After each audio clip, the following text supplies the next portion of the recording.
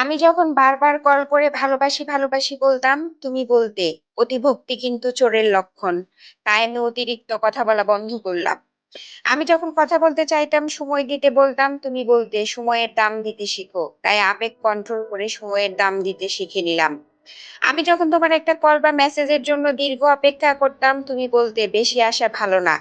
তাই আমি আশা করা ছেড়ে দিয়ে অপেক্ষা করতে ভুলে গেলাম।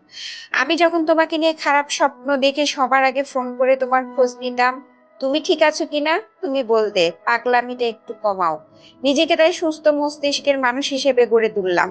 আমি যখন না খেয়ে অপেক্ষা করতাম এটা জানার জন্য, "তুমি খেয়েছো কিনা?" তুমি বলতে, "এত ন্যাকামি ভাল লাগে না।" তাই ন্যাকামি ছেড়ে নিজের মতামতকে তখন গুরুত্ব দিতে শিখলাম।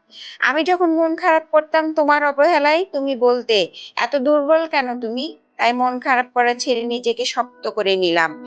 কিছুদিন পর তুমি যখন চলে যেতে চাইলে, আমি বললাম, "যেতে পারো, আটকাবো না।" তখন তুমি বুঝতে পারলে আমি বাস্তবতা শিখে গেছি। হ্যাঁ, তুমি আমায় অনেক কিছু শিখিয়েছো।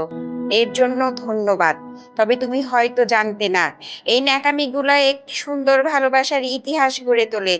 তুমি জানতে না এই পাগল মানুষগুলো মন থেকে ভালোবাসতে জানে।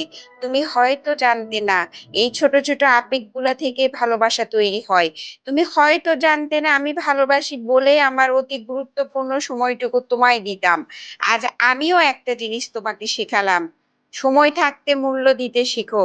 কারণ অতিরিক্ত অভিমান নিয়ে যারা হারিয়ে যায় তারা আর কখনো ফিরে আসে না।